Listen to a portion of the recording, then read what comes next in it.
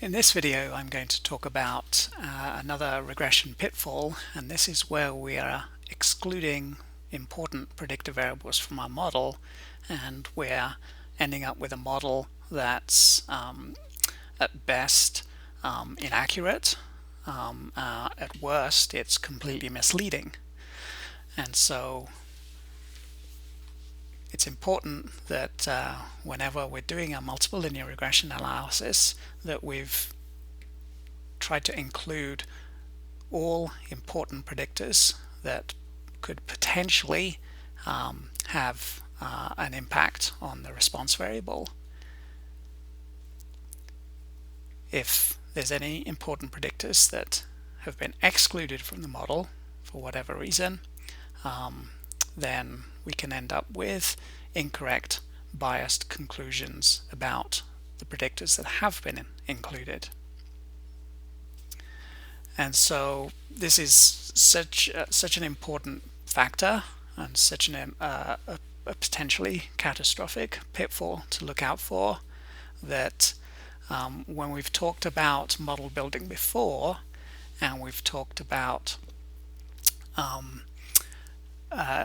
removing predictors because perhaps they're not important, we really ought to consider removing predictors only if we really do have compelling reason that compelling reasons that we don't believe that they have a role to play in the model. So for example, if we notice a predictor in the model has a high individual p-value and it's causing multicollinearity problems, then I think it's fair enough to remove such a predictor from the model. However, if when we're model building there's a predictor and it's got a p-value that's a little bit higher than our usual 0.05 significance level, we might say, okay, we've got some evidence that perhaps we don't really need this predictor, but I'm going to keep it in just in case, because I know that excluding an important predictor could potentially lead to a really big problem, whereas if I have a predictor in here that perhaps has a slightly non-significant p-value, that's a very small problem, but it's not a huge problem, and we can get a huge problem much more easily by excluding a potentially important predictor. And I'm going to demonstrate that now with an example where if we neglect to include one of the predictors, we end up with a model that's not just inaccurate, but it's actually completely wrong and very misleading. So let's skip to R and fit that, look at that data and fit a couple of models. So I've called this dataset paradox because it leads to what appears to be a bit of a paradox.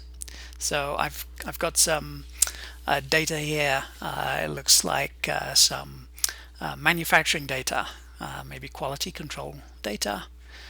We're trying to see if we can model the quality of some kind of component that we're making, and the quality, we're seeing if it depends on both the speed at which the machine is run, and then there's some kind of angle setting that we can set in the machine as well. And so if I attach that data, and if we just take a quick look at the data,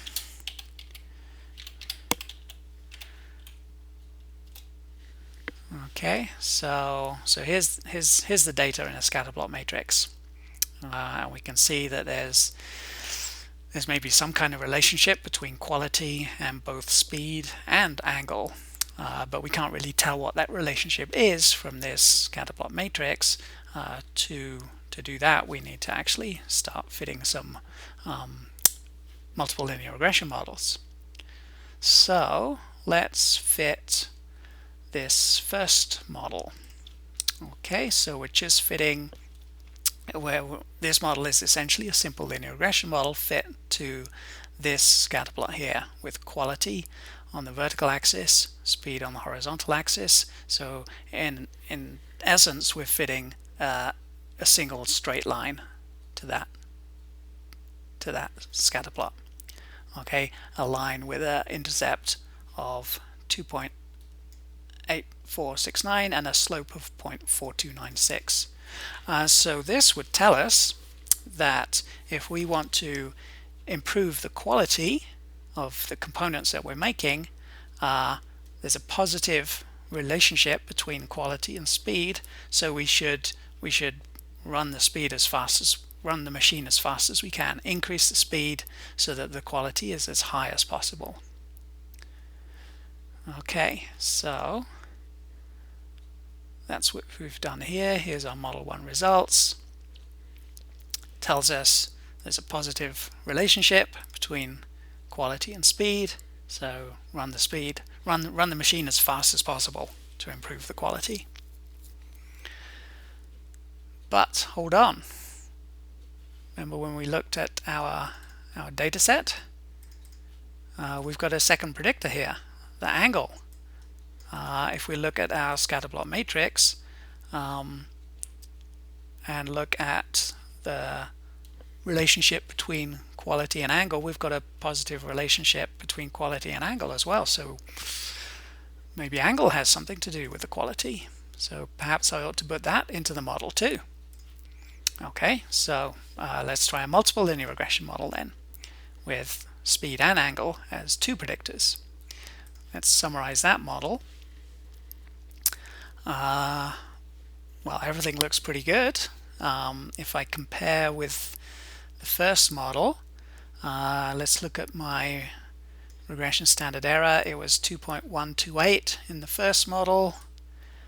We want that to be smaller if possible. Yeah, it's a lot smaller. It's gone down to 0.4436. We can get much better, much more accurate predictions with this second model. Let's look at R squared. It was only 17.3% before.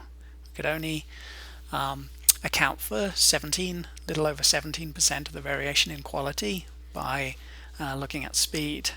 But if we look at speed and angle, we can explain, wow, 96.55% of the variation. If we look at the significance of the predictors, they're both highly significant. And wow, look at that. We've got a negative regression parameter estimate for the regression parameter that multiplies speed. In other words, if we keep angle constant, there's a negative association between quality and speed. This is completely opposite to what we concluded before, where we concluded run the machine as fast as possible to improve quality. This is saying the opposite.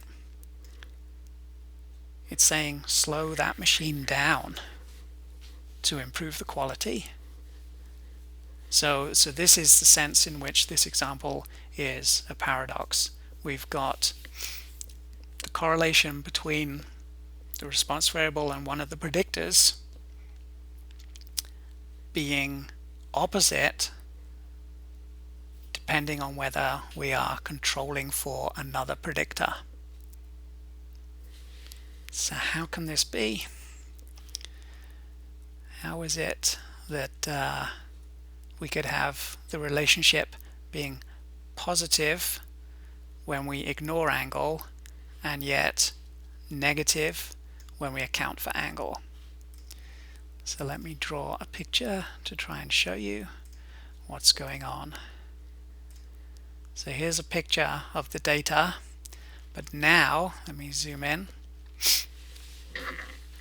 I've got quality on the vertical axis, speed on the horizontal axis, but now I've included the information about the angle of the machine. That's represented by these numbers.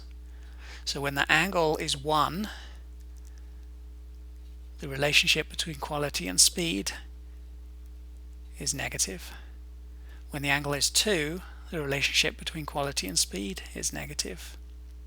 When the angle is 3, the relationship is negative. And when it's 4, it's negative. It doesn't matter what we hold the angle constant at, we've got a negative relationship between quality and speed. What about the relationship between quality and angle? Well, this is angle 1, this is angle 2, this is angle 3. I'm increasing the quality as I increase the angle.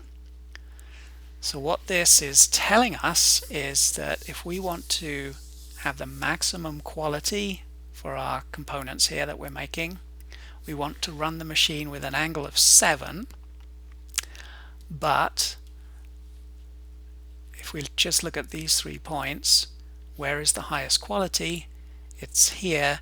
It's at the slowest of these 3 speeds. Okay, we only ran the machine with an angle of 7 at 3 speeds. This was the fastest, this was the next fastest, and this was the slowest that we ran it at, and we got the highest quality for the slowest speed. So that's what these two, the signs of these two coefficient estimates are telling us. We've got a negative relationship between speed and quality for a fixed angle, and we've got a positive relationship between angle and quality for a fixed speed.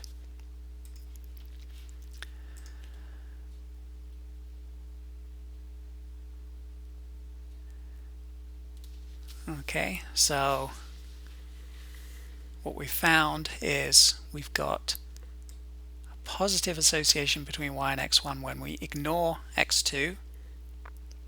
That was our first model. Yet we have a negative association between y and x1 when we account for x2. And that was our second model. And it's the second model that is telling us the real story. That first model is giving us a misleading impression of what's going on. This is known as Simpson's paradox, when we have this apparent discrepancy between our conclusions. But it's not really a paradox. What it is this second model is the one that's telling us the truth. This first model is giving us a misleading impression of what's going on. So that illustrates, I think, quite well how important it is that we include all the relevant predictors in a regression model. And if you exclude an important predictor from a model, you could potentially have not just inaccurate results, but completely misleading results. So this is a very important pitfall to be aware of. So we've covered quite a few pitfalls in the last few videos, and in the next few videos I'm gonna just consider a few more. We'll talk about overfitting, and then I'll also talk about extrapolation, and finally I'll talk about missing data.